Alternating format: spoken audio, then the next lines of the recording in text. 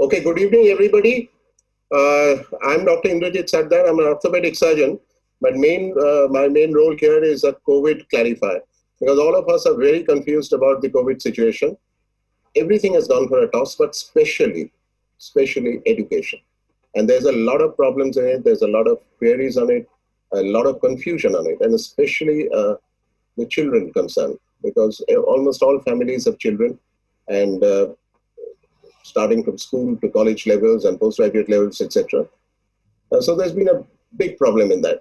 So to discuss that today, we have two very distinguished panelists. Dr. Suranjan Das actually requires no introduction in Kolkata. He's the Vice Chancellor of Jadavpur University, was the Vice Chancellor of Calcutta University earlier, and is tremendously well known in all circles, especially the academic ones. And so he will be there with us, and he is a long-term teacher in mainly his own subject is history, but he has been there with students and the management of these big universities. Together with me is Dr. Subhashish. Subhashish is actually an engineer, and you can see by his over there what he is. But his main thing is that he's in teaching. He loves teaching. He's been in the teaching profession for 29 years. And he teaches undergraduate, postgraduate, and more important than that, he structures these courses. So he's another person who will be able to tell us about the not only the technology involved, but the problems involved in this COVID pandemic in education, which is a very serious problem for most of us. So let's understand the magnitude of the problem that is taking place. And the magnitude is that there is near total closure of schools, colleges, and universities to contain the pandemic. 1.725 billion learners, 134 countries having imposed nationwide closures. And the problem is the challenges that are there, that we have to reach the learners remotely, the distance learning programs, and open educational applications and platforms all over, deluding us into what will be the ones which will be effective and available. So with this in mind, we go on to the first question which I want to pose to this panel. And this is the preschool level. This is where it all starts for most of us. And as you know, in the preschools of this age, it relies a lot on openness, free play, foundational social and emotional functioning, etc. And early childhood educators often act as facilitators. But the question is, who will these children in this age group do that virtually? Professor Das. Yeah, well, I don't think online learning is at all suitable for the preschools because, as you say, the preschool children need, as you say, the foundational social and emotional base. They need that social emotional training, a personal touch, which you do not have in the online system. So I do not think that online system is at all relevant for the preschool students, preschool children. Yeah, but they can't go to school either because they yes, masks and all. That's true. But my argument would be that see, this is a pandemic situation, and just for we have a pandemic crisis, that does not mean we should immediately switch off from one extreme to another extreme and completely discard a time-tested system. What we need to do is to somehow engage the students from home, but not forsaking a direct teaching mode in future. Ashish, your query on this? The question is that they can't, the 2 to 5 year olds really can't avail of it. There are very of these private educational apps which are present and going all over. They're expensive and they're being advertised. Are these helpful? And second is, do these children need any examinations, whatever? Professor Das? Yeah, can I take the last question first? Yes, I don't think the children between 2 to 5 years need any annual examination, but there can always be a process of continuous evaluation so that the teachers can know at what level the children can be further improved in terms of development of their skill, and they can also communicate that particular deficiency of the child with the parents. But I don't think annual examinations are at all relevant for the children between 2 and 5, because such system puts an unnecessary pressure on the children and destroy their creativity at a time when the creativity should be nurtured. So far as the private educational apps are concerned, of course they're expensive. It depends what sort of apps are you speaking about. There are certainly such apps, some apps which are helpful, but I am always wary about the children being taught at the basic level through such apps. For example, all of us when we were young, we read Abol Tabol, we read Thakumajuli.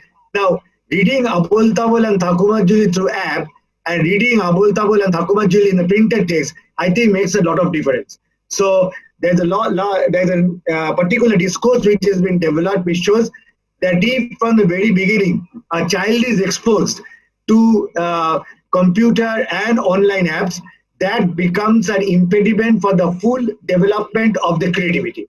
So that is how I would react. Whether expensive or non-expensive, between 2 and 5, the children should not be exposed to private educational apps, but they should be exposed to direct teaching method, direct nurturing, and caring, which is more important. Subhashish, your take. Yeah, again, as far as the last one is concerned, I agree completely with the Vice Chancellor. Exams are really unnecessary. And as far as the can they avail of preschool in this situation? I don't think it's possible to teach 2-year-olds to wear masks and keep social distance. I mean, that simply doesn't work. But it's possible for people to have neighbors and so on whom they trust to have their children play together with some controls. Those are possible, but this preschool idea is not going to work in this situation. As far as private educational platforms are concerned, there's a lot of things going on. New things are coming up right now, and if they can grab attention and provide attention to children, they'll be successful. One thing that I like to cite is television. There have been extremely good television programs for little children that have been successful. And so there's no reason why we can't have similar things that can grab the attention of children. Note that children are not, they have time to kill. They need attention. And if you're not going to get attention from anybody else, if the parents are not available to spend time with them, or they don't have a lot of brothers and sisters, take care of them, somebody needs to grab their attention. And so if there is something that's well structured and presents something useful that grabs people's attention, then that'll work. But again, assumes that you have internet, you have online access and so on. So that is a big if that has to be addressed. So we're talking about two different worlds here. Yeah, that's a big if, and we are coming to that in the school level. What we find that the pan-India rural base, every 5,000 people will have a laptop, but 50% of households all over the world has a computer, so 50% do not have. 80% of the developed countries have computers, and even in the USA, the share of households without a computer is 16.3%, and the share of households without a broadband internet is 23.7%. That's there, and you can see the situation here, what happens. And so can online classes substitute for the standard classes? Will the presence of a desktop or laptop be essential? Or can mobile phones and iPads do the job, because mobile phones are slightly more penetrative than the laptops and computers? Professor Das. Yeah, and again, I would say that particularly at the school level, online class cannot be substitute for standard classes. Let's imagine a situation, an idyllic situation where every student has a desktop or laptop, or every student has a mobile phone or iPad. But even if they have that, my question is that whether through these desktops or laptops or mobile phones or iPads, we can fulfill the basic objective of school education. When Rabindranath Tagore established the Patobhavan in Shantiniketan, and he was asked, what should be the goal of primary school education? And he said that The primary goal of a primary school education would be to foster among the students creative thinking, self-help, human feeling, and understanding for others. My question is, can we fulfill this particular goal for primary education which Gurudev had envisaged through laptops, through desktops, through iPods, pads, or through mobile phones? Perhaps not. Yes, but this is a situation where these persons can't go to school. They can't go to school. That's true. That's true. But there are other ways to keep them engaged, not perhaps only through desktop and laptop. For example, in many countries in the West, television is being used in a very creative manner. We have to explore those particular facets instead of subjecting the students in a school level to mechanized mode of teaching.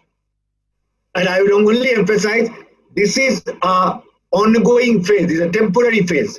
But if we take it for granted that in future the students, school children have to be taught through laptops and iPads, iPods or other modes, I beg to differ because on the other hand, it is the duty of the state to invest massively in primary and higher education so that our infrastructure can be developed in a way that maintaining social distance, I don't like the term social distance, I would rather use the term physical distance.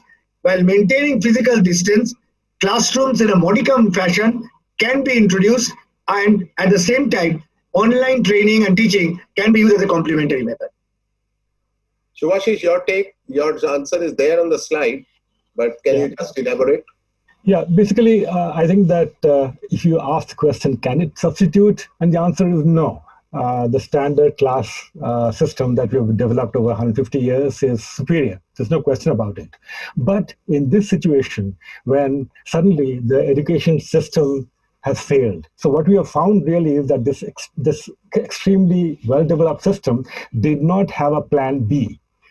This is the kind of thing that we found in the 70s when suddenly the electricity system failed in West Bengal. Then suddenly people realized that there was no plan B. Nothing could be done. There was load shedding. You had to spend time in the dark and nothing could be done. And this is something like that. The education system had no plan B. And now people are scrambling for a plan B. So in this situation, it is some substitute, even though it's imperfect. And the other thing is that about desktop, laptop, the technology is not as important as the content. It's the content that ultimately decides whether it will fail or not. And so the desktop and laptop is not available for the poor. It just is not going to work. The middle class and upper middle class have lots of laptops and desktops to provide to their children. The others do not. And as far as mobile phones and iPads are concerned, again, it works for elementary school kids. But for the poorer children, I think that the cell phones or mobile phones are the only solution because they're cheaper, and also because India is right now the second largest manufacturer of mobile phones. So it's possible for that technology to make itself available. And again, the technology is not as important as what you're delivering with it. And the good news is that there are a lot of educational content that's available. And as the Vice Chancellor said, if you could provide by television, wonderful. There are great television programs that have been developed, sure. But television is one way. And it does not allow one person to just try out things, which having access to the internet can provide. And one thing I'd like to point out here is this famous experiment, this hole in the wall experiment. I don't know if you have heard of this. There was this in 1999 in Kalkaji, New Delhi. There was this company, I forget which company this was. What they did is they allowed a PC to be accessible to people who were essentially in a slum next to this huge company, and through a hole in the wall. So kids were allowed to play with this computer. They had no training, zero training. And in 3 months, they figured out everything. And they invented names for the things they used, for the cursor, for the mouse, for the files, everything. They could use that that machine, surfing the web, finding things out, creating files, saving files, sharing them. And most of all, they learned how to share information. One kid taught another. And this was an incredible result that shows how creative children can be and how quickly they can adapt to anything that you provide them. So if there is something that grabs their interest, they will be able to do it.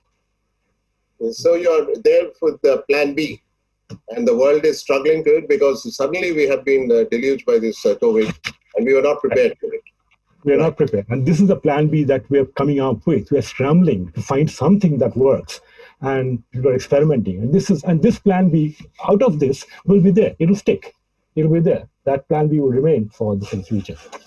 So it's important that we criticize and we evaluate and we say this works, this does not work, because it's going to happen again. If we look at the electricity reach, because we need electricity for powering this and connecting to the internet, the government Saubhagya scheme has provided electricity to households. 99.9% of villages now have a power connection. But if you look at the quality of the electricity connection and the number of hours, then it's a different story. And even if the current has reached the village, 31% of households do not yet have electricity connected.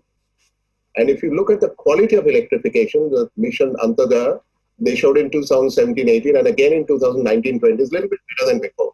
But that India's households received 1 to 8 hours of electricity and the others 9 to 12 hours, and only 47% received more than 50%. So that's a big issue if you go into the digital platform, because here's where the technology is, the apparatus is there, but the driving mechanism of this apparatus is not there. And desktop or smartphones, I think we've discussed it a little bit, but remember that 24% of Indians own a smartphone, only 11% of households possess any type of computer. So the role of television and radio has been discussed, and we need to re-emphasize the role of television. And radios may not need mains electricity. It is one-way communication, but with the better availability and the connectivity and the quality of the FM channels, that's another area we can look into. But basically, a uniform programs as an emergency measure for government and private media has to really be generated. We look into the role of television. So, Subhashish, I think, just a second, we'll take Professor Das's thing first.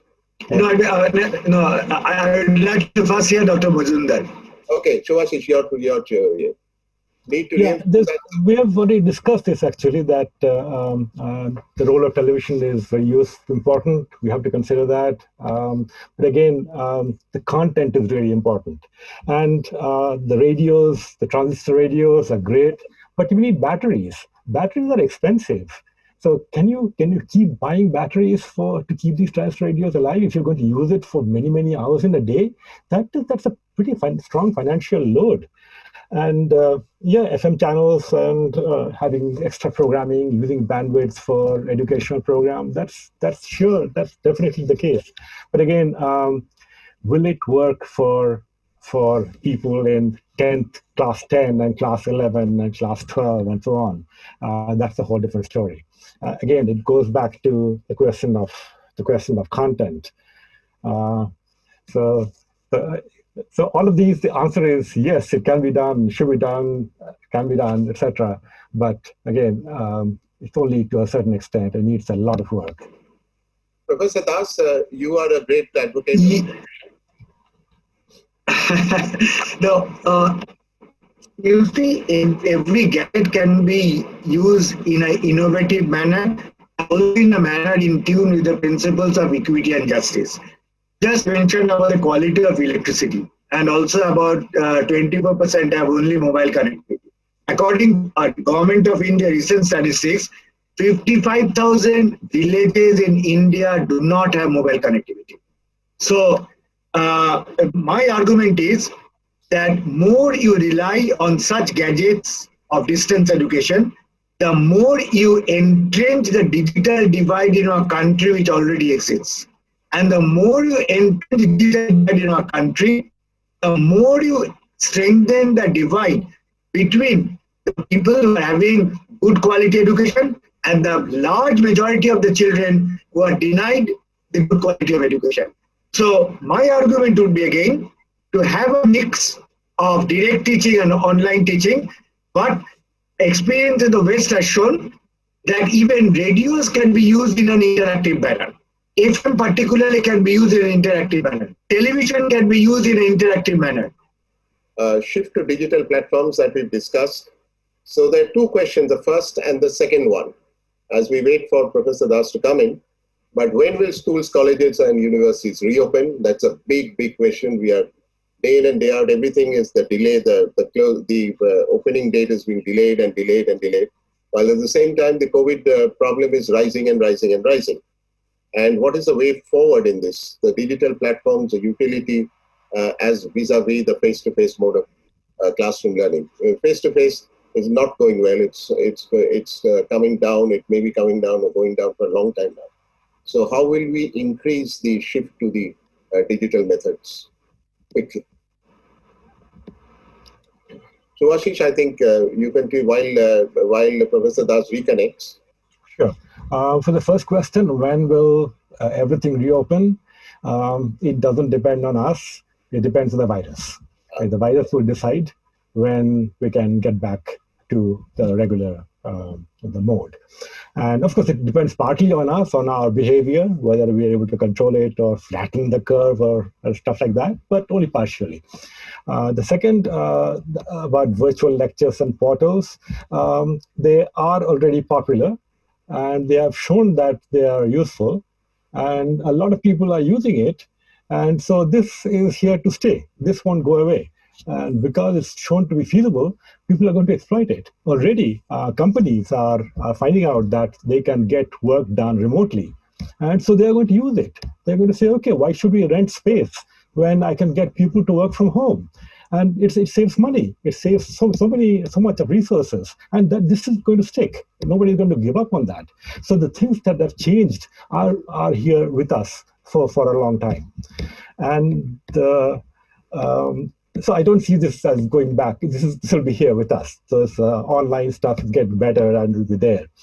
And as for the way forward, there's a short term and the long term. The long term is, as I said, this kind of thing will be a permanent change, and this is just a plan B for the education system that will be there, and we'll resort to it whenever and anywhere people come up with this idea. It'll change. It'll be there. It'll be there forever as a plan B. In the short term, you have to use whatever is possible. Use internet where it's possible. You have to use TV and radio, whatever is possible. If necessary, we'll have open air classes in fields, just as Gurudev did in Bolpur.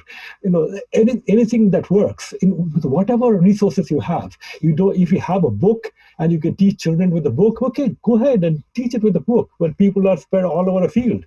Do anything creative that keeps people going. You cannot stop education. Education has to be there. And if you say that you'll freeze everything until we start again, what will happen is that the divide will increase even more. The people who are richer and upper middle class will find a way. They'll find a way to keep their children engaged and keep going, because they are desperately invested in their children. It's the poorer people who will be lost because they don't have the resources and they'll fall behind. As we missed you as you were. Your things on this. Mainly the two questions: when will schools, colleges, and universities reopen? Do you have a guesswork, informed guess? No, nobody knows, because we are not controlling the virus. The virus is controlling us. So that's a tragedy. But I think perhaps we can think, at least for the Indian case, we can think of going back to the old session timetable. Now, when we were students, our academic session was between January and December. I think, Dr. Sardar, when you studied, it was also the same, January to December. Absolutely. Now, then we shifted all to the new mode. Now, we have already lost 3 months, and I don't think we'll be able to have the classes even in the coming 3 or 4 months. Now, if we start the session from January, then perhaps the situation might improve, and perhaps the children can be given a mixture of online and direct teaching mode, and somehow at least we can take care of the situation where the children are not denied the joy of learning. I do not think internet or massive or open online courses gives the children the joy of learning. But I think time has come to seriously consider whether the rescheduling of the academic session can take place. There's a question from Dr. Abhijit Sharvadikari, and he says the ideal conditions would be to let the parents and grandparents come forward in a big way and talk, let the Thakuma read the Thakuma Chuli. And there's a very interesting suggestion from Subhashish in which he says, go to the fields, like what Gurudev did in Shantiniketan. So that's another takeaway from this thing. Yeah, that Dr. Sardar, can I come back quickly? Yes, of course. I mean, when we were young, our grandparents used to read Thakuma Juli to us. But what about the children whose parents are illiterate? What about the children who live in the slums? What about the children who live in the rural areas whose parents are denied of the right of the 3 arts? We need to also take into account that. Yes, that is true, especially in the deep rural areas where people are not educated. That is not exactly an option there. But I suppose if the brothers and sisters are educated enough or are going to school, maybe they can help out in this situation. I'll come back to the technical aspects of these courses, because if you can see in the slide, I just won't repeat it, but for the technical courses, I've taken the lowest grade of the thing, that in a medical course, it costs about 64,000 to 11,000, 1,18,000. Engineering course is slightly less. But the main thing is that 46% of the expenditure for general education and expenditure of the technical education, most of it, 73%, are on course fees. So how will people pay with the economy sinking like this? And the second aspect is, will the government step in somewhere to reduce these course fee? Professor Das? Yes, I think the University Grants Commission is already toying with the idea of not charging from the students some of the categories of fees. In Jadavpur University, for example, again in tune with the UGC's suggestions, we are not charging any examination fees from the students this year. So there are various ways of relieving the burden on the students, particularly the parents of the students, in this period of economic crisis. And UGC is already addressing that particular issue. Can I take up the question of the private tuition, private coaching? Yes. This is something which has resulted because of the imperfect nature of our education system in our country. What happens is that very often we borrow ideas from the West, which are good ideas, but we implement those ideas here without creating the basic infrastructure. Let me give you a very quick example. Now, when we were students, this entire notion of project-based learning or development of projects was not at all in vogue. But my daughter or your daughter are acquainted with this project-based learning. They have to write projects. They have to write from the very beginning of the school days. They have to make presentation, etc., which essentially is a very good idea. But unfortunately, what happens in the West, a child has to prepare the project sitting in the school. A child has to prepare the presentation sitting in the school. What happens in India? If a parent is educated, the child comes, takes the help of the parents and prepare the slides, prepare the project, make the presentations. If the parents do not have the time but have the money, you have the mastering of the private institutions which provide the basic inputs to the students and prepare them to make good presentations. But that is not the idea behind of the project-based work.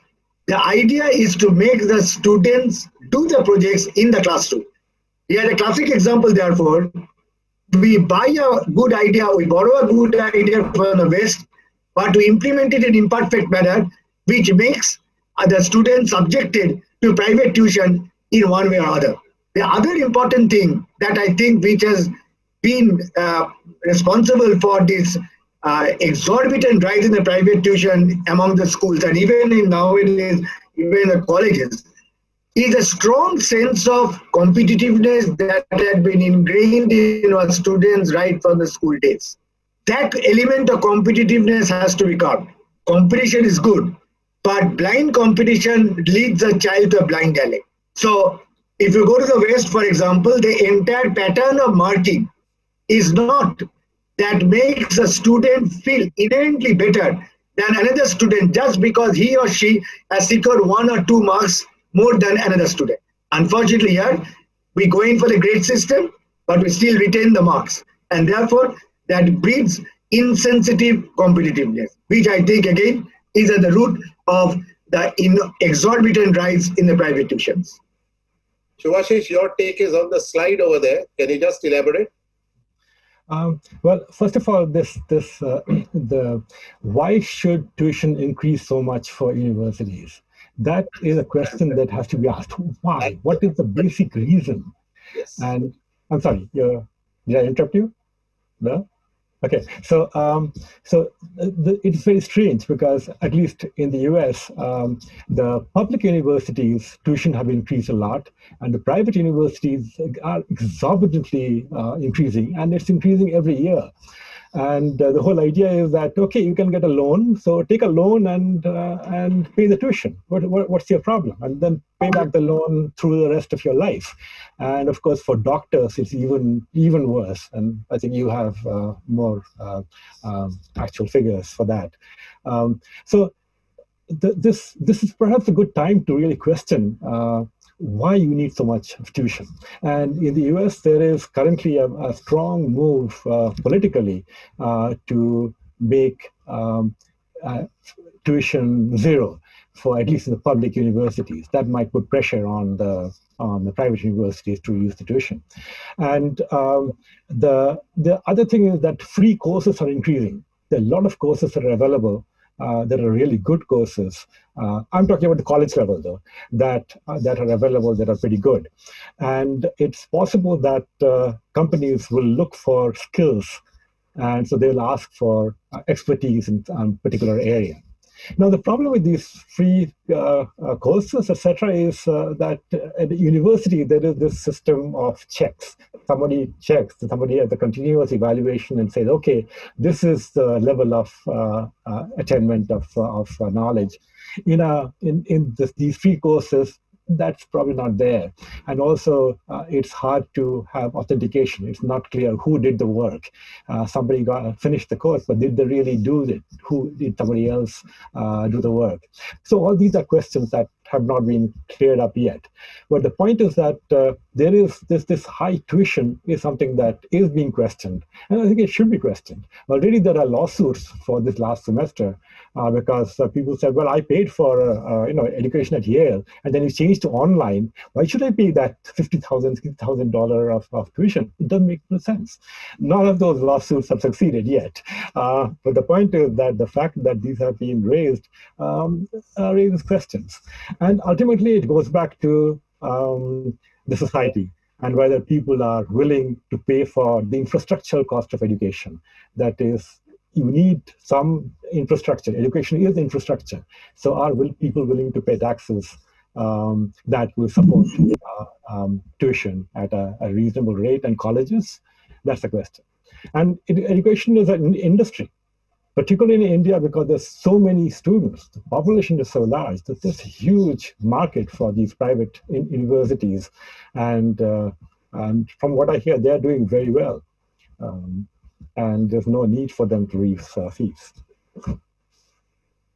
Yes, so companies looking for skills, not degrees, that's a great idea. I hope they do so all over the world.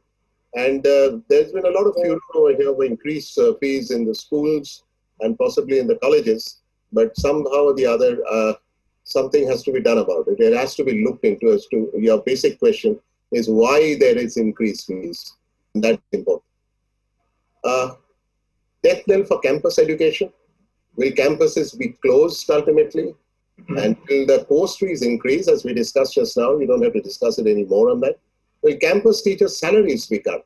Because a lot of teachers get a lot of money. Will it lead to lessening of research? And that's a critical thing.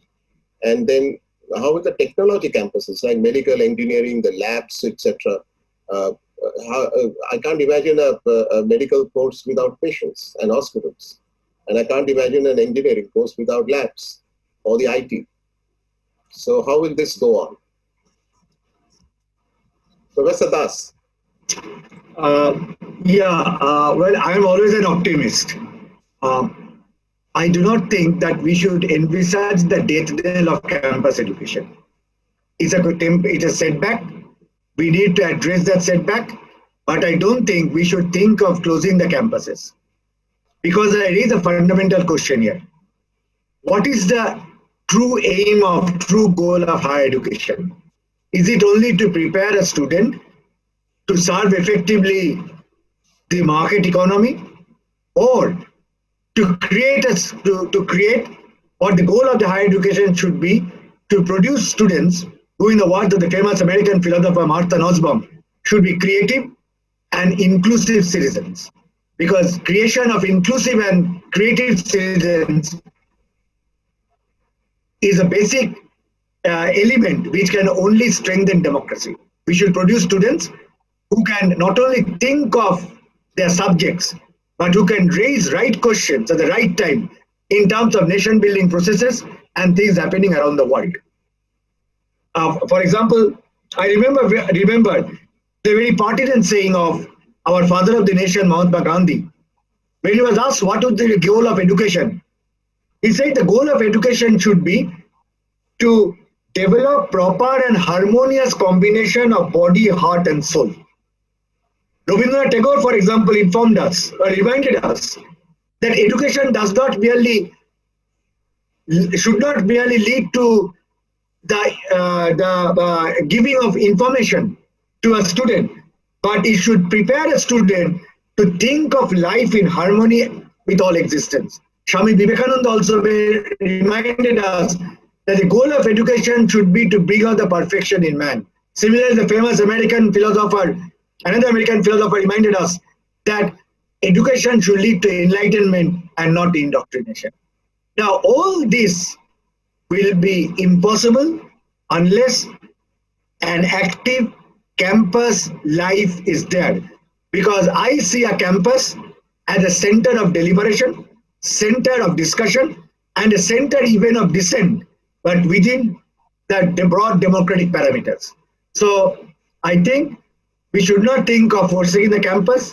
It's a temporary setback, but I think we should envisage a situation where perhaps there would not be a campus as in the earlier sense of the term, but there has to be campus in some form, perhaps in a graded form, perhaps in a way that students are brought in batches, perhaps in a way that the online teaching becomes a part of the direct teaching method. But I shudder to think that campus will no longer be there.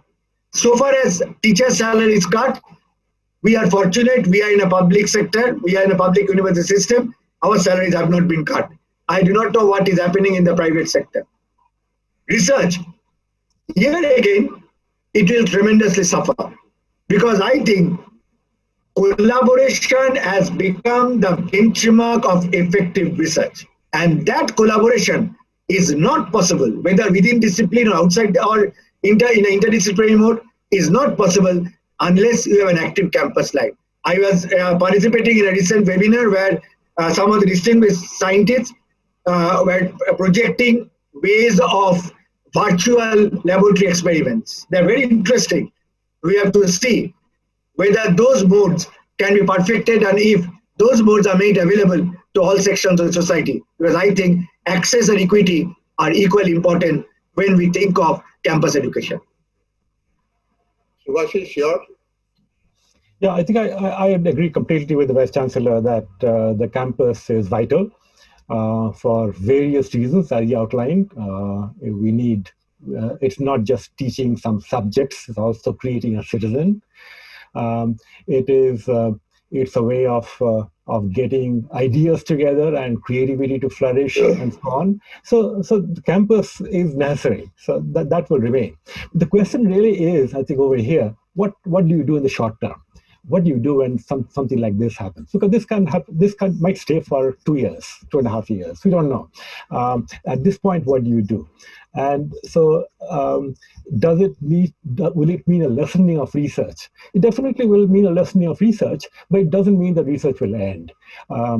already we are seeing that NSF is accepting things like no-cost extensions, so the deadlines will be shifted. So we have with some more time, but it's really up to the creativity of the faculty to find a way of continuing research. And the real problem is with laboratories, because it seems that a lot of the interaction can be done in this online mode.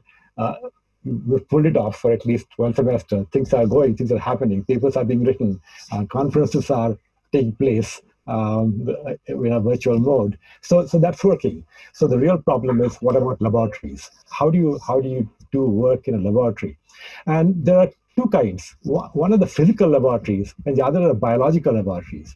If you have a laboratory with physical things, it is somewhat easier, because those laboratories are not, they are easier to distribute among people. We can have people coming in batches and working for some time, and we can stagger the times, we can decide the times, and so on. For labs that cater to undergraduate students, you can even put a laboratory inside a truck and move that truck to different places at different times and get experiments done by students, so long as they're done within 6 months. That's all that matters. So a lot of the physical things can be done, and it's up to the creativity of the faculty to take care of that. The problem is with biological experiments. With biological experiments, when you're experimenting with rats, rats have to be fed, pandemic or no pandemic, for the experiments to go on, because those experiments run over 2 years, and stopping that experiment is really, really difficult. So again, there we need emergency measures. What NIH is doing is they're allowing people to come in, one person per lab, with complete sterilization, etc., just to keep the rats happy. Let the experiments go on. Nothing is going to stop. And so it's up to the faculty to keep research going, and they are invested in it, and they can do it. Salaries, I don't know. I'm not going to comment on that. Right. So we now that we look into this, the basis of this is that we keep the campuses, but we emphasize a lot more to keep our internet penetration going as an accessory, and for the current time, and then later on when the campuses rejuvenate, when the COVID goes away and we control it. So, but internet would be there as a valuable adjunct to whatever way we are teaching. So in the internet penetration, what we have in India is really a problem, because among the poorest 20% households, only 2.7% have a computer and only 8.9% have internet facilities. But in case of rural, in the urban areas, the proportions are 27.6 and 50.5. And there's a difference in states also. 40% in some states, 20 in another, 35% in Delhi, etc., etc. And we have a gender divide. And this has been reported by the Mobile Association in 2019. The figure was only 33% for women, and the disparity in rural India, where it is 28% for women. And you can see, if governments continue, there will be this widening educational inequality, not only amongst the poor and rich, but between the genders also. So that's another issue which will really come up. And then the internet connectivity, digital education requires regular internet connectivity, and you must have additional data and free internet by these private and the public sectors. And you have to look at the internet things that those who use home broadband, 3% face cable cuts, 53% face poor connectivity, and 32% face signal issues. And in case of mobile data, 40.2% face poor connectivity and 56.6% face. So the question here is that we have to increase our internet services. And I'm glad that the government is now seeking to get internet in a high-speed internet also into almost trying to reach out to the villages and the rural areas. So the gender divide. Professor Das? Yeah, well, that's an established fact, not only for India, but all over the world.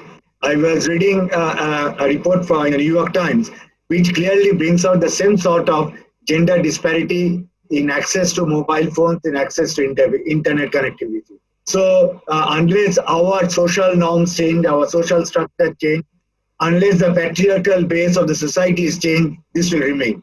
But what I think is interesting is you refer to that slide information where the internet connectivity goes up from Bihar to Kerala and then to Delhi, if I could get you correctly. Yes. Now this is quite interesting because you see there is also a great regional divide in the spread of higher education in our country.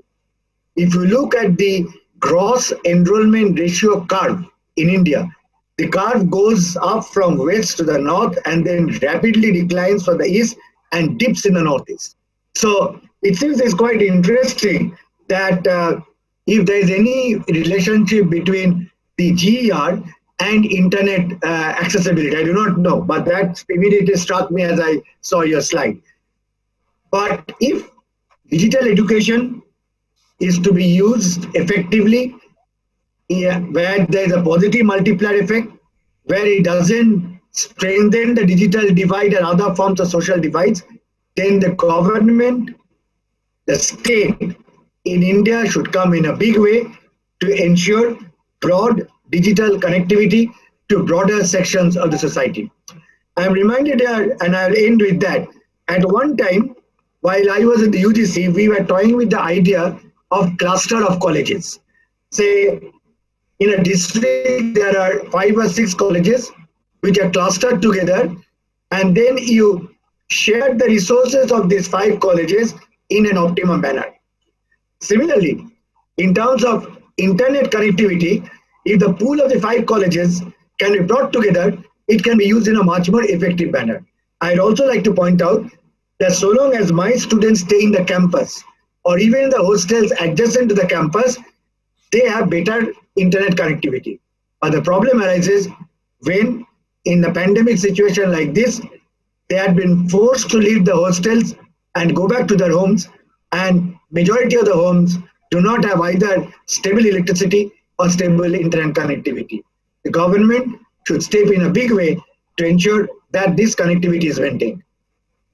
Subhashish, your take, especially on the gender divide? Well, from the gender divide, this is a fact.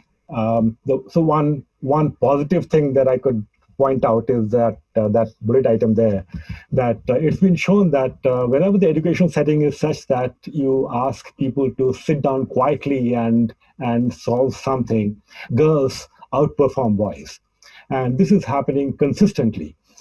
So it's possible that if we are able to solve some of these internet penetration issues and we can get people to work quietly, it's possible that it will address this in a very interesting way. And one of the other things that this online method does help is that everybody is in the front row, and even shy people can talk to the teacher privately, which is very hard for them to do in a classroom with other people. So there are some equity issues there that helps. And about internet penetration, I don't. Do you want to talk about that now or later? There's a question from Nandini Bhattacharya Panda, and what she says is the question that why are we thinking of withdrawal of campus education if the countries, our corporates are investing in developing vaccine? And the question of vaccine is another issue. The vaccine issue is this, that it's going to take at least another mid of 2021, maybe the end of 22, to have an effective and safe vaccine. And that is an issue. So that is something which has to be looked into, and it's an intermediate thing. The question is now, and this I think, Subhashish, you have to step in. How can you improve the internet penetration rapidly? That is a more technical question, and I think you're the best person to answer that. Okay. Actually, the news is pretty good in a sense that I'm dreaming here. The first thing is, if I'm a realist, I can say, nothing is working. Just forget it. Don't waste time on thinking about this. But if you are willing to be an optimist, as the Vice Chancellor has said we should be, I think that the news is not bad at all. for example, there's a claim that 250,000 panchayats have been connected in April 2020. Now, I'm not sure I believe that claim completely. I'm sure that if you look into it, you'll find that connection doesn't mean that everything is working, and not all of them will report positive, etc. But a lot of it has been done. Um, there was this BharatNet, as it's called, which has actually done quite a bit of stuff. So let's assume that we are pretty close to all these panchayats being connected. So the question is, what about the last mile to the user? And it turns out that that's also part of the plan. They're supposed to have Wi-Fi hotspots installed and so on. But as we know, it can take forever. This can take another 10 years. So what can you do right now? So that's one problem.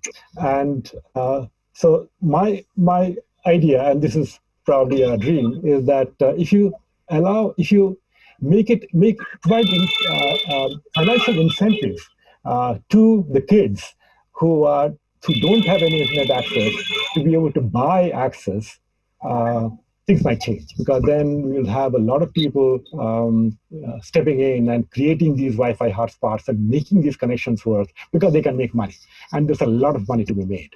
So if you can send money from the government directly to the children via Aadhaar, for example, that was one of the reasons that the Aadhaar was created. Then they become people with money, the money to spend. They become consumers, unlike people in the city, or as strong as people in the city. And once you create that incentive, now we are getting into the realm of economics. Things change very dramatically. Things might happen very quickly, simply because there are subscribers, not the weak people, powerless people in the villages, but there are people with money who will buy these products. The technology is there. It's just a question of getting it together, and you need a lot of people to work together. And later on, I want to say that to take a look at the cable industry, the way the cable worked, it was completely unregulated. A lot of people who were completely uneducated just made it work. India got cable in record time just because there was demand for it, and the technology existed. But again, let me end with the other question, that this is only part of the problem. Internet is only part of the problem. Ultimately, it's the content. What do you do with the internet? Do you have appropriate educational material ready to be sent to people? Can you take a good program, or a good educational package, and translate into different languages quickly and vet that there are challenges there. And we have people to do it. That people can do it. And in the US, we have similar problems. There are a lot of people without internet access. And the problem is that they are not good subscribers. They don't have the money. So why should anyone invest in the technology to reach them? So it's a question of economics. Yeah, that's a very interesting question there. And that's a good way forward. If we can do that and get these individual students, your dream, with a question mark, right? But it's a good one. It's a good one. Let's hope that some people listen to it in a positive way. Fiber, this is your take on this, the National Fiber Optic Network. Subhashish? Yeah, this is what I was referring to, that it started in 2011, and it was the NOFN, and that has been renamed BharatNet. And this is the one that has actually gone from block to panchayats. And the claim is that 625,000 villages have been reached, at least at the panchayat level. But panchayat to user, their plan was to have at least 2 hotspots per panchayat, at least one per village. That was the idea. That has not happened. So ultimately, the people are not getting it. It might have come to the panchayat, but from there to the people, that is where there is a big gap. And how can you address that gap? But the fact is that people have been thinking about it, and at least this has happened. This is infrastructure that has been laid. This is a positive development. Can you use it? Infrastructure is there in the final mile. That has to be overcome. I think that's a very interesting proposition there. Mm-hmm. So will digital divide take over? So how will digital education reach the rural areas? The divide is on. Professor Das, this is one of your pet topics. I don't think digital divide will take over in immediate foreseeable future. But as I said, I'm always an optimist. I think if we can carefully innovate ideas on the basis of which we can optimally utilize the existing internet resources, then I think we can at least make some breakaway, some some dent into the digital divide. I mentioned, for example, the cluster of colleges issue. For example, now many of the good universities, they have internet connectivity much better than a university in the district areas. So while we are speaking of international connectivity, why can't we think of connectivity between Jadavpur, Presidency, Calcutta, and a newly established university in a district, so that the digital connectivity can be shared in a good, in an effective manner, which can help all the students. So digital divide will remain in the foreseeable future, but again, as Dr. Mazumdar rightly pointed out, we cannot sit idle. We have to do something. There are various ways in which the existing digital resources can be utilized for the benefit of the broader section of the society. At least a beginning can be made. We need to make that beginning in an innovative manner. Right. So, Subhashish. Well, I have a number of things to say here. One is that this it is you can't understand the digital divide without understanding the divide. It is a divide that has existed for thousands of years in India, for hundreds of years in the US. So you have to understand where the division comes from. The division is between performing or high performing or medium performing schools and the other schools which have virtually nothing and which are not supposed to perform. So this has been very systematic.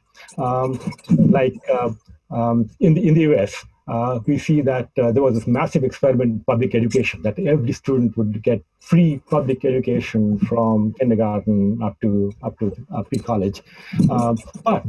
But the schools were not funded by the state. It was funded through local taxes. And local taxes meant that in a richer neighborhood, the houses were more expensive, so the property taxes were higher, so the schools got more money. And the difference is dramatic. And you can see that. You can look at neighborhoods, and the richer the neighborhood, the better the schools, they attract more rich people, and so it grows. And it's very well designed, not just across cities, but across different cities, different rural neighborhoods, etc., etc. And this goes back to the basic concept of why should, quote unquote, those people get education that will allow their children to compete with our children. They should not.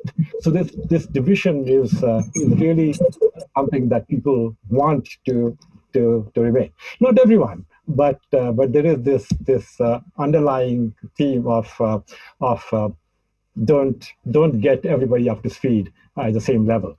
And India, if you want to go back to history, there was the systematic denial of education, which is what the caste system was based on. I may be ruffling feathers here, people might be getting upset here, but the fact is that the whole idea of the caste system was that some people should not be educated. In the US, if you go back to the concept of slavery, the slave was a property. So you could do anything to the slave, anything, except educate. You could not educate a slave because it was dangerous. So the same is true in the caste system. If you look back and look at the correlation between poverty and caste, it may not be that apparent in Bengal, but just look at other states and you'll find that exists. So this division has existed.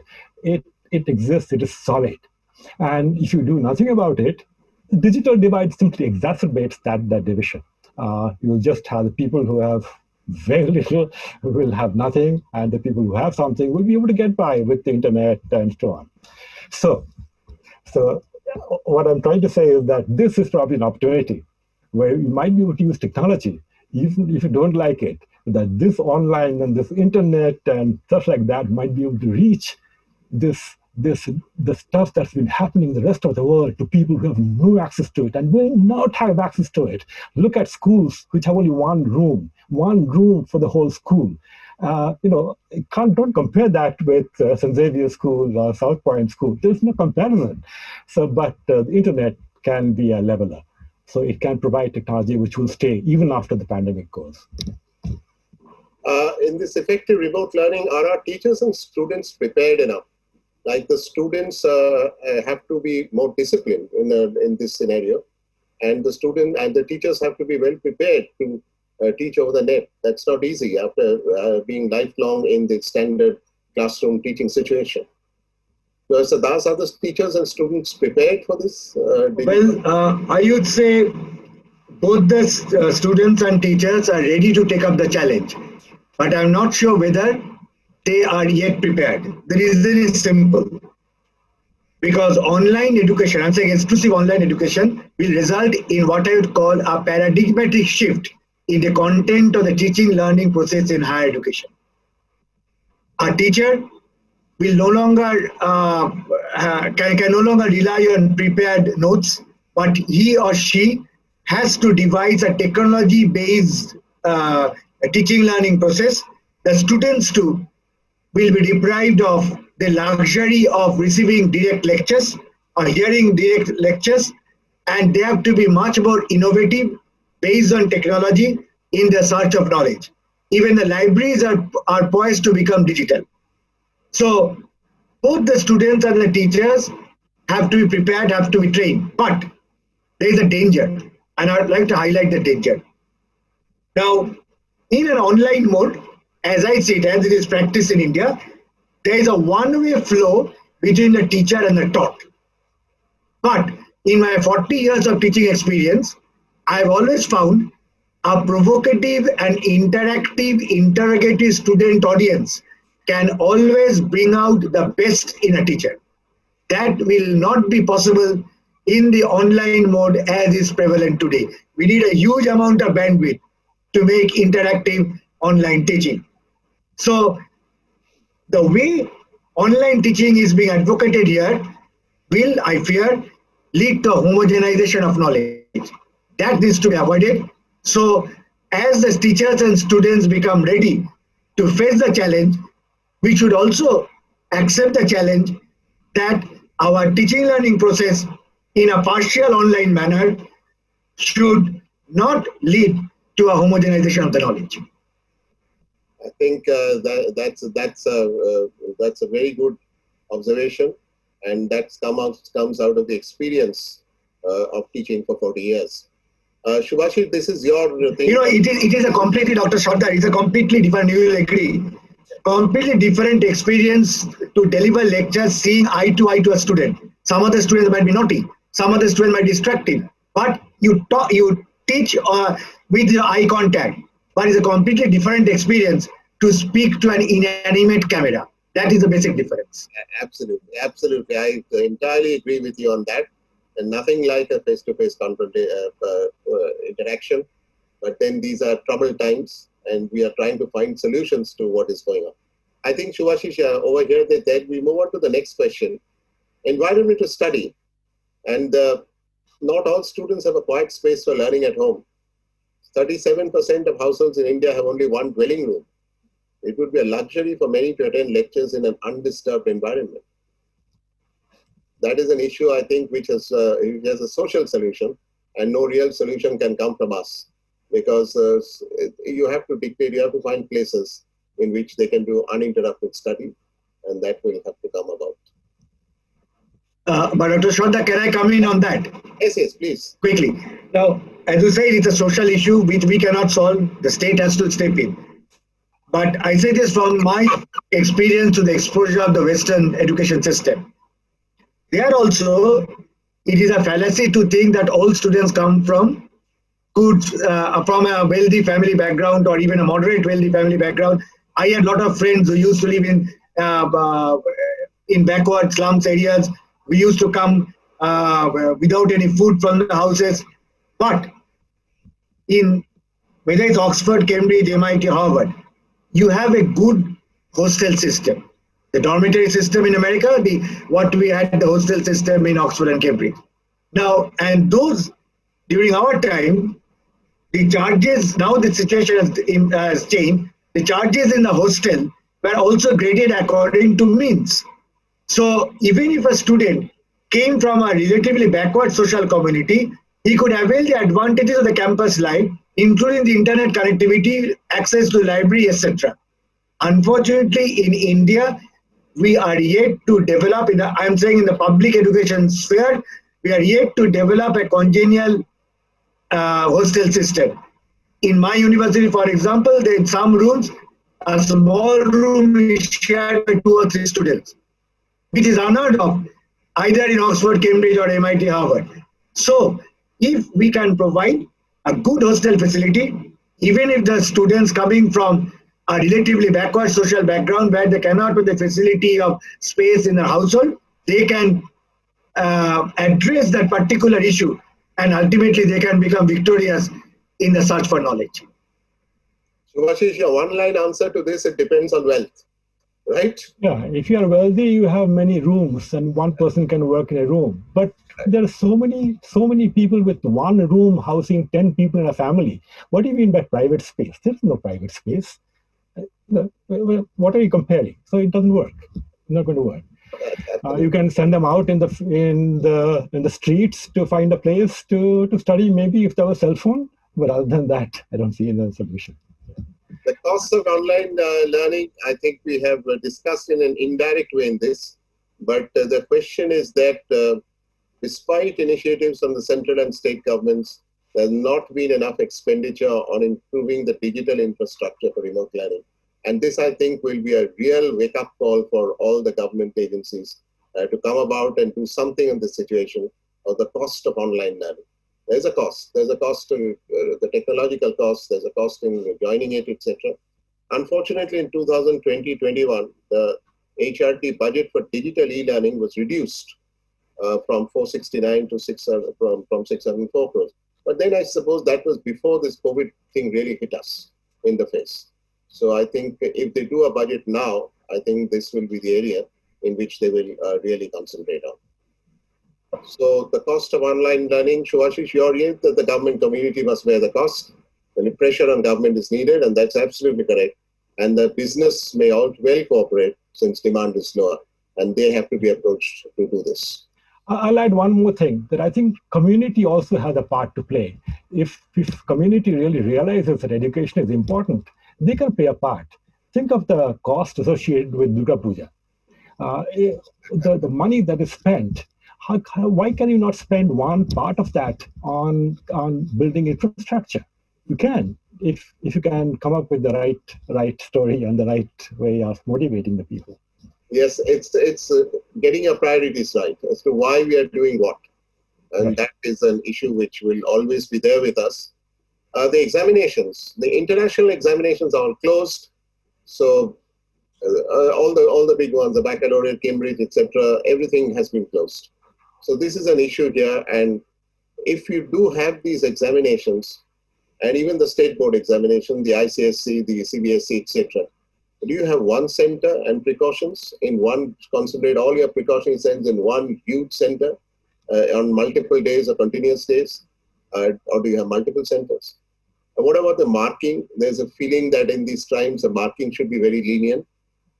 Do you all believe in a grading system instead of marking? Or 1 or 2 marks makes a difference, and 99.99% will get you somewhere, and 99.90 won't get you. And the best teachers and the best students, how are you going to treat them? Professor Das, one center or multiple centers? Yeah, I think not only international examinations are being closed, but even some of the national level examinations, even for entry into medical courses, are also being postponed. Yes. So it's a worldwide phenomenon. I am really doubtful whether one center will suffer. There has to be multiple centers. Because, within Calcutta itself, take any urban conglomerate. There are people from various parts of the city who will be coming, districts, other parts of the villages. So one center will not suffice. There has to be multiple centers, but now there are enough improvements in technology to ensure that with multiple centers, examinations can be conducted in a fair manner. But there's one caveat though. All these multiple centers with one center controlling the scene is essentially what we call multiple choice-based examination model. I am, however, doubtful whether multiple choice-based examination model can be an effective way to test the skill of social science, humanities, or literature. You can do it in science, you can do it in technology, but it's very difficult to test the real efficiency and efficacy of a student in social sciences, humanities, and literature. We have to devise some method even in these multiple choice questions. I prefer grading instead of marking. So as I said, I mean, just for 1 or 2 marks difference in the system of marking, a student gets advantage over his friend throughout the entire life, which is not correct. And in India, we have already adopted the grading system, whether at undergraduate level or postgraduate level. But unfortunately, our mindset is still based on marking. There are many universities where a grade is given, but at the same time, the marks are also given, which destroy the entire logic of introducing the grading pattern. How can we select the best students? I mean, there has to be an effective method of evaluating the students' performance on a continuous level and evaluating a students' response on a viva voce model. But I think our days of annual examinations are over. There has to be continuous evaluation. I'll just give you one example and end. Now, I was a student of history, and we had then a part 1, part 2 examination system. Part 1 examination at the end of second year, part 2 examination at the end of the third year. Now, usually, we were asked to write 6 questions.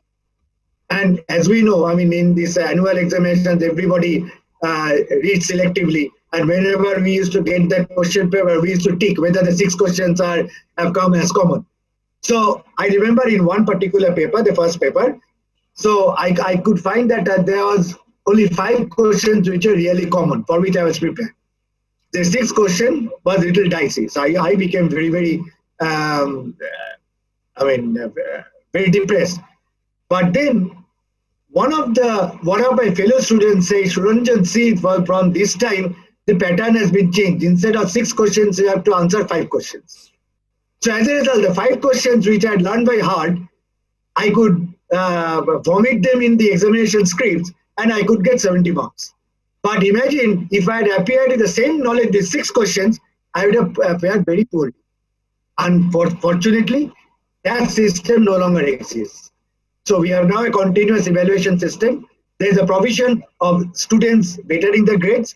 And I think this examination system has become much more scientific and efficient.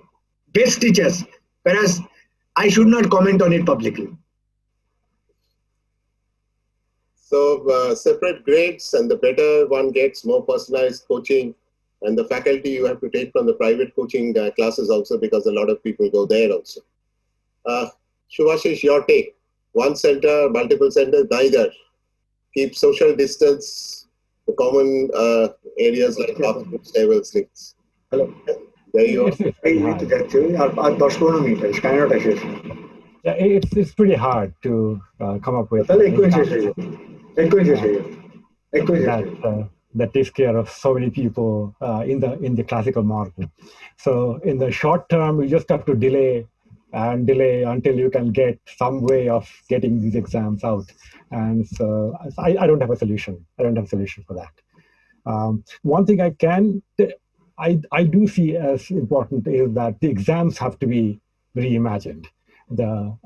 Because the standard method of examinations simply does not work in an online model, because you don't know who is the other end and what they're looking at, and so on and so forth. So one thing that has happened is that there's a proctoring industry has cropped up, There are companies now which say, well, we will give us the students, give us the exam, and we will monitor the students. So the students are asked to put their webcam on, and they're periodically told to scan the whole room with their webcam and show what else is going on, to share the screen on their desktop, to see what else they are looking at, etc. etc. This is an industry, and there are a lot of people employed in India who are spending the time just observing other people. And this has raised a lot of privacy concerns because they are very strict. They don't allow the people to leave the room and so on. So I don't know, but this is something that's happening, and it's trying to address a new question that we didn't know how to answer. The other thing that I want to point out is that there are, in terms of online courses, there are really two kinds of courses. One is the so-called asynchronous courses, where the recording is recorded and students view it whenever they want and so on. The other are synchronous courses.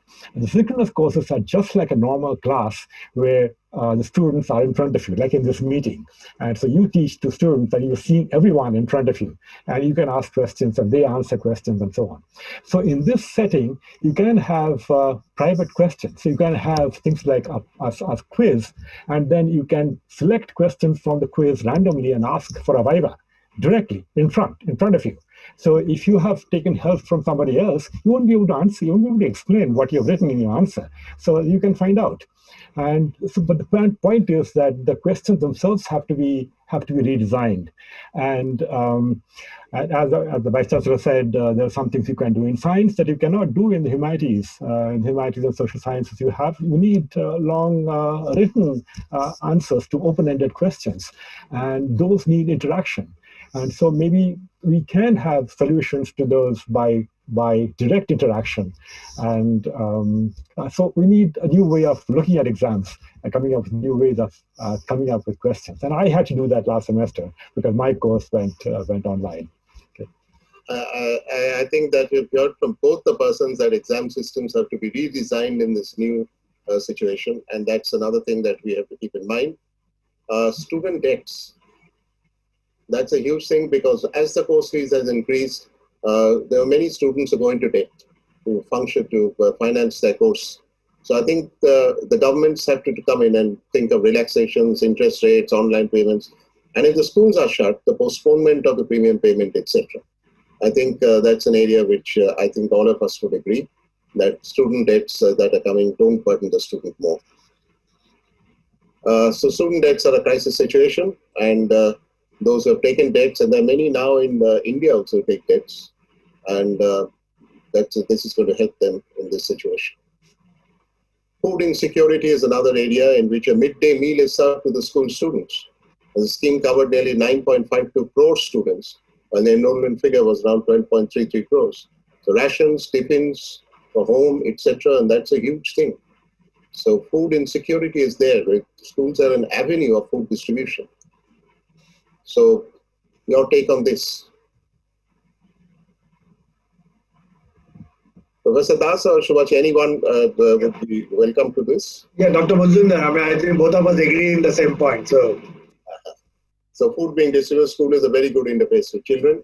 We move on to childcare. I don't go much into it because the more of a professional person's entitlement and who are professionals. So very difficult for essential personnel to get very low wages. So community needs to subsidize. Healthcare, the school healthcare has to be separated. Possible? Yes, it has to be. We have to look at something like thermoscanners for the students to come in schools, or maybe rapid antigen tests, persons trained in being random swabs, just to see as to who is suffering from this COVID thing. And that's another issue in this, what education and COVID comes about. So testing must be ubiquitous, that is universal all throughout. And that's an issue which has to be taken up by the authorities. Disability service, we know that 12 million children with disabilities, only 1% attend school. So differently abled persons have to do online classes only, that's a question. But because if they go to school, then it has to be sanitization of splints, shoes, crutches, sticks, etc. And that's a huge thing because that is to be taken up and sanitized. And so would that be the differently abled person should do online classes only? That's a question. A quick, brief answer from both of you.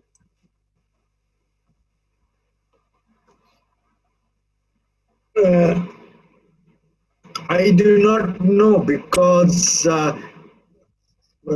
if we are providing a part of teaching learning process at least for the coming days, we cannot really debar the differently able persons to take advantage of the online courses.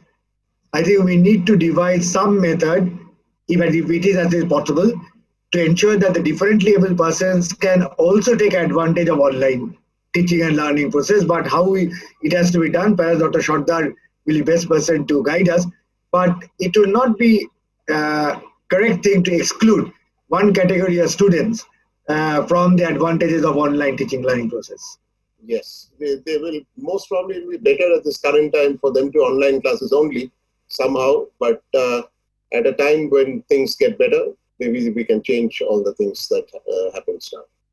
So social distancing strategies in schools, one class for one day at a school, staggering arrivals, dismissal times, placement of desks, avoiding field trips, assemblies, singing groups, sports, cafeteria meals, more washing spaces, sanitizers, gloves, caps. I think we all agree on this changes that have come about in the schools. Although Dr. Sardar, I would not like to use the term social distancing. I would rather like to use the term physical distancing. Right. Because in this situation, we need more social interactions, might not be physically, but in a much more mental and psychological way. So although social distancing, that term is being invoked, but personally, I think physical distancing perhaps is a better term. I do not know. I might be wrong. Physical distancing is a much better word in this situation. So this Subhashish has said this is impractical, but space, etc. I think we all agree with all of this, which is said. So more washing spaces, sanitizers, bathrooms is difficult, especially so. Drinking water dispensers, etc. These are difficult things, but that has to come about. They come about. How to prevent suicides and depression? Lack of smartphones, internet facilities, rising rates of suicides by students without comparable technology, and poor online teachers at the periphery. So this is now becoming quite of an issue with the Kolkata student committing suicide or a failure to attend online classes to mobile phone snacks. And this is an area in which we need to discuss in the sense that here the parents are extremely important.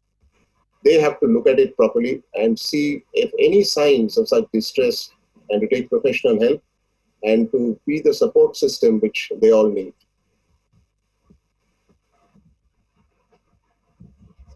So I think what Subhashish has said, we must recognize phone as a crucial educational resources like pencil and paper.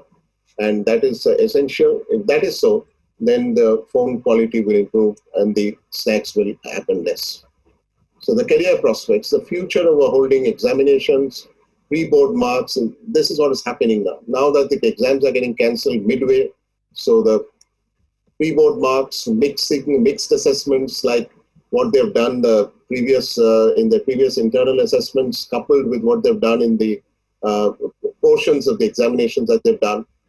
And this has to be rated if they do hold the exams when spreading infection, and then they're using masks for a long time, the tenseness, and of course grades and numbers, which Professor Das has said. And then there's a further entrance test for college admissions, which is a big issue. They give the board exams, they give the standard exams, and then they'll have to go for all these exams for getting admission to colleges and professional areas. So any take on that? Do you think that the pre-board marks and the mixed assessment is the only way left in this situation? I think that's the only way out because we cannot hold examinations on a close contact mode or a sit-in mode. So the policy that the UGC has now propounded, most of the state governments are propounding, uh, is to have a combination of the internal assessments and the best of the marks that were secured in the previous semesters. For this year, that is the only way out. That's the way they've got, but they have to make a choice in this matter that the parents and students have to make a choice that they're going to do this way or that way.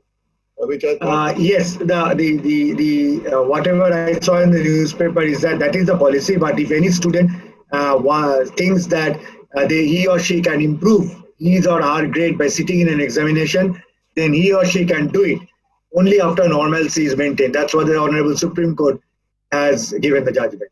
Exactly. So that's how it goes. When normalcy comes. So, Ashish, anything to add on this before I go to the next question? Well, I just had a comment that if you remember Kolkata in the early 70s, there were the third year of the first year, second year of the second year, etc. All these batches were in parallel. They were all waiting for their exam to be held. Ultimately, everybody got their degrees, but it took longer. But the point is that everyone got a normal degree eventually. That's where we are going right now. And you can't tell a student that, I won't give you a proper degree. I'll give you a kind of half a degree. That's not good for them. So you have to give them a proper degree with the proper process. If you can manipulate the process so that you can make it work in a different way, different kind of exams, okay, you can do that. But you have to give them a proper certificate saying you have done the work, you can move on. So back to the 70s. We were also caught in the midway of that situation, but anyway, we got over that, but we had to sit for the entrance examinations with the next batch. So that made a competitiveness, but ultimately there were a few tragedies in that, but anyway, ultimately everyone got through. Ultimately, yeah. School and college fees increase in fees, we have discussed it. There's no reason why, and there are huge protests. The parents cannot pay, and especially in the rural school and tier 3 cities, what is happening is that schools are closing down and the teachers are getting unemployed. There's some teachers are going back to the paddy farms. There's some teachers who are selling LIC policies, and there's some teachers who are selling idlis. So, and they're dropping number of students, because if the school is not there, then the students are not going to be are going there. They find an easier way not to go at this current times. So the college fees increase and school fees increase is something which is really to be looked at. There has been dictates from the government that they should not increase, but even then some have, and there's nearly no logic for it, at least in this current times. What do you feel? Is there really logic in increasing the fees at this critical times?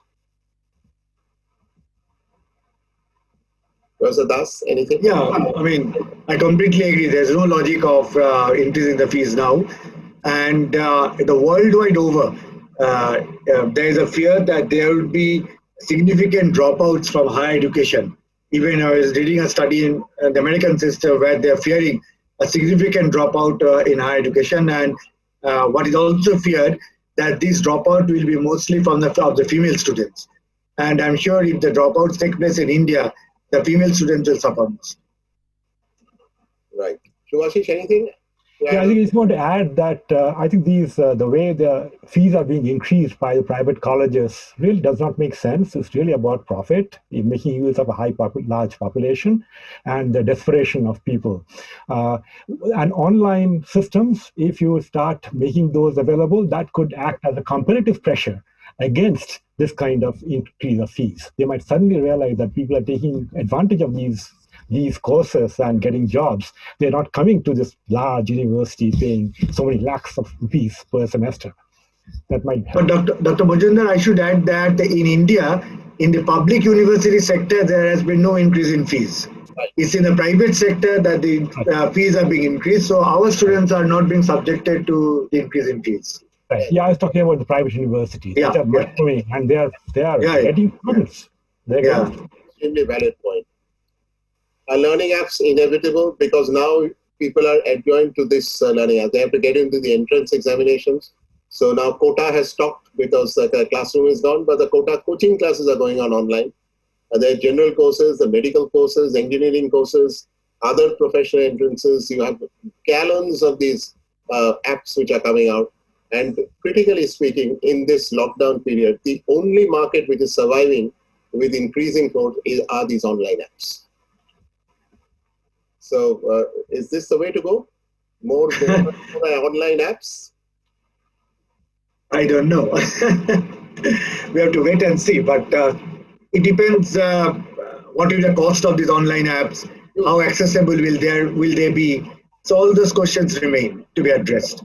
Yeah, and gradually it is all coming down to the digital divide, because there will be persons who won't be able to do and they will feel the depression, and again that whole circle goes on amongst the students' minds, and the depression that they go through when they find they can't avail of all these things. And if they don't get in, into these things that the disappointment starts. So plan B for education, digital platform, Subhashish? Yeah, I think that this is not reversible. It's irreversible. It has happened and you can't stop it. And this is here to stay. We just have to make it available to everyone. That's it. So that everyone has access. So it can't be stopped. Too many apps are coming out. Yeah. Again, we have to make it economically feasible. And we have also to get, I think, a governmental action on this. This is another area we have to go through. We have discussed this, the learning by rote, etc., other projects under students, digital Viva, etc., which we discussed. So learning by rote project evaluations has been done. Now CBSE, ISC, ICSE cancelled, incomplete, postponed. The critical question is, will the courts decide what to do, or will the boards decide? Will the governments decide what to do, or will the courts decide? Or is this problem only for this year? Or is this going to be a recurring? So this is a problem of only this year, and it was a joint decision by the Honorable Supreme Court as well as the government.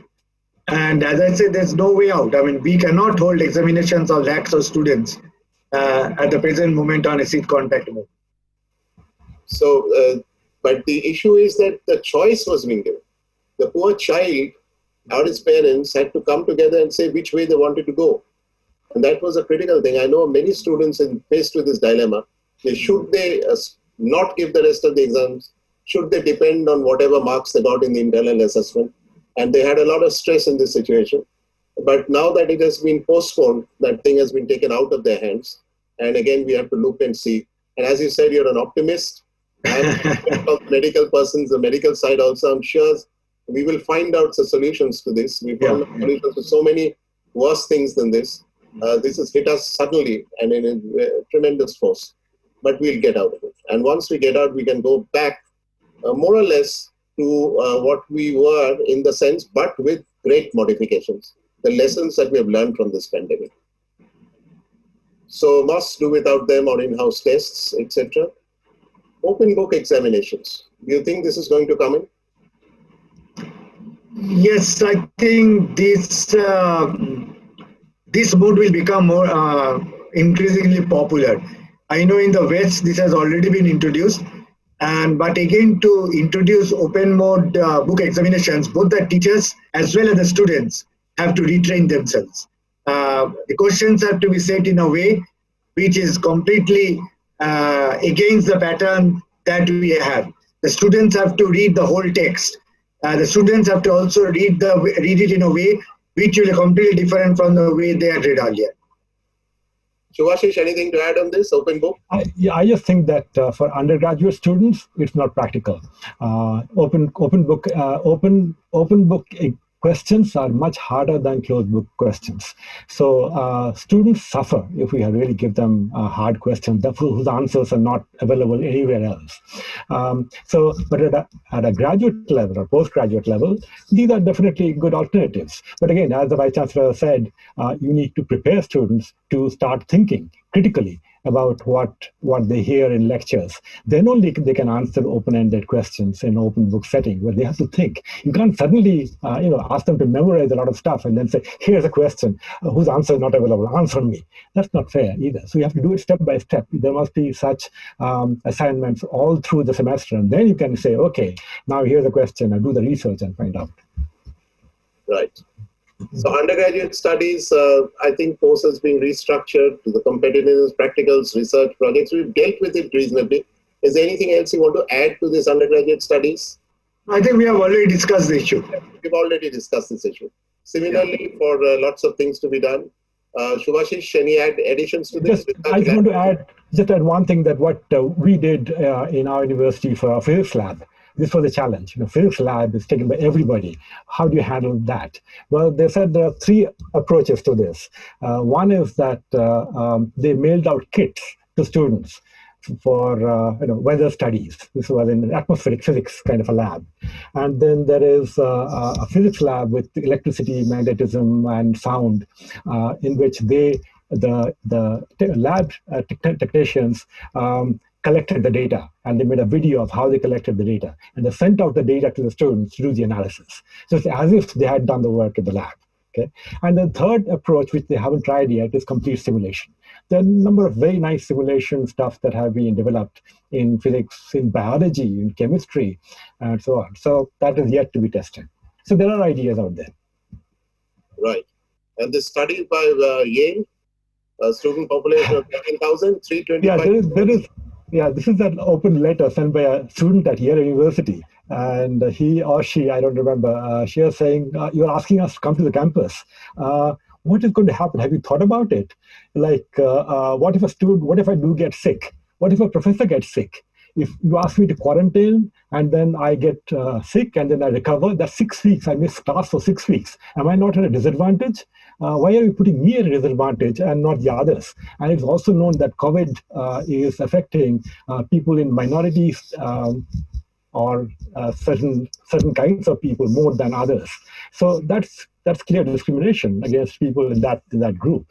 And based on the numbers, with a death rate of 0.2% for students and hospitalization rate of 2.5%, with a student population of 13,000, she says 325 students would need hospitalization and 26 could die. Are you prepared for that? Should we be prepared for that? And some universities apparently are asking for, at least that's the allegation, a waiver from the student coming to the campus, that I will not file a lawsuit against you if I fall sick.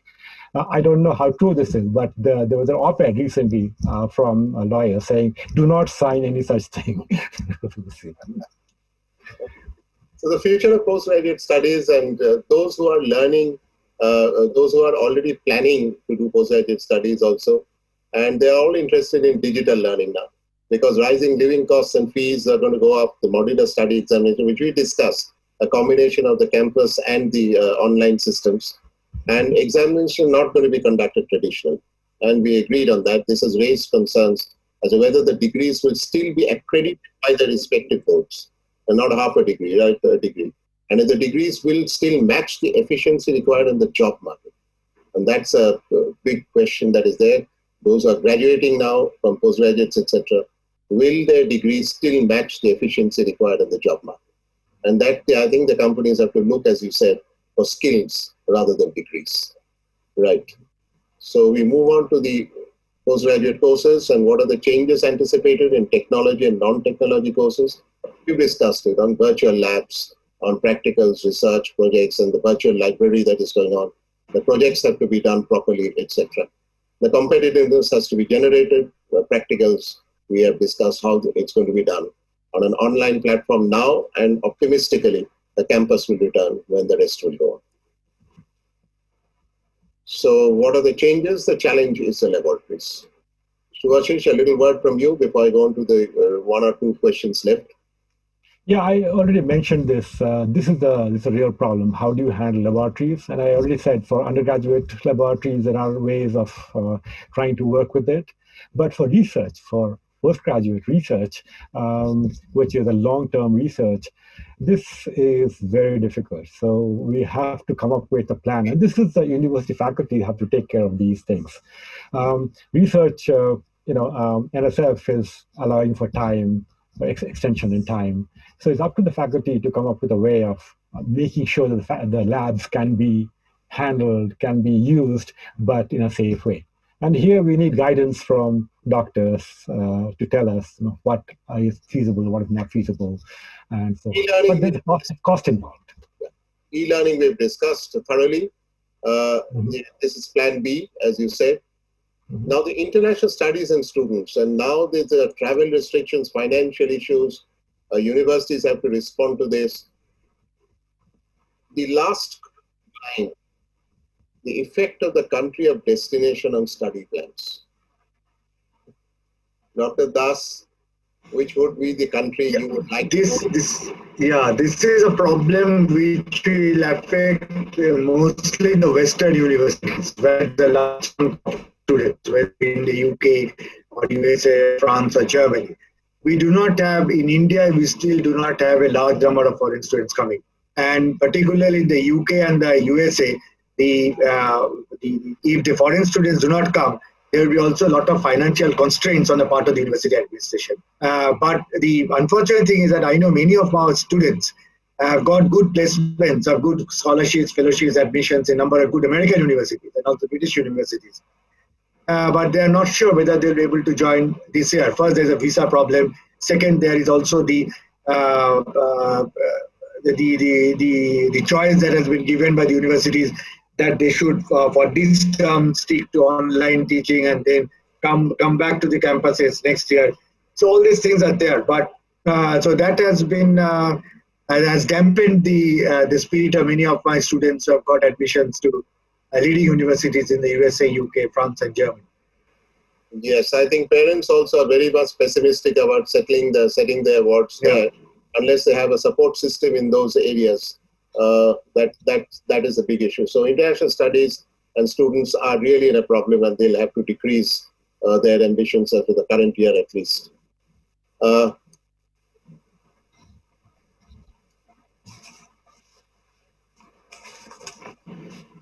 So we now move on to the next one. Role of artificial intelligence, and we'll end with this futuristic thing, and this I'll tell Subhashish to come about, role of artificial intelligence in this COVID times, because this is an issue which is going to dominate, I think, education in the coming year. Subhashish? Yeah, well, artificial intelligence has the meaning of artificial intelligence has changed very recently. In the past, it was about trying to get a computer program to think and behave like humans. We try to understand how humans work, how the world works, etc. Now it's changed. Now it means something which is known as deep learning, which is essentially about analyzing a lot of data and trying to come up with categorization of the data in some way, and that these are really very complex nonlinear functions which seem to work when there's a lot of data. For example, recognition of faces, it works. It works with amazing accuracy, but also it does not work if it's not been trained on the right kind of data set. So it does make mistakes on people whose skin color is not white or skin color is very dark, and so on, simply because it's not been trained, not had enough data. So the hope. Every time something goes wrong, people say AI will solve the problem. This is it. This is like a magic thing. Just throw it and it'll solve all problems. So, but there are some promises. The promise is that if AI does work, it can provide what's known as personalized education, which is to adapt the curriculum for a particular student. A student has a difficulty in one area. Well, you can provide appropriate learning material so that for just that. It's hard for a lecturer to handle that. It's hard for teaching assistants to do that. So these are things that can be done based on where people are having problems. And that is a great promise. The second thing that it is very useful for, potentially, is to predict which students are at the risk of failing. So if you really want to help students, you really want every student to succeed, this can provide attention. It can say, this is where the problem is, and you can do something about it. And there are lots of remedial stuff that people can address to learn that material. And so this is, again, with the idea that everybody wants to succeed. Everybody needs to succeed. So AI can help. It can also, and this is where the trick is, this what Vice Chancellor was talking about, it's also been said that you can grade answers to open-ended questions. So if you have essays, and if you have enough essays for a software to train it on, it can detect on a new essay whether it's good or bad, or what kind of grade should be attached.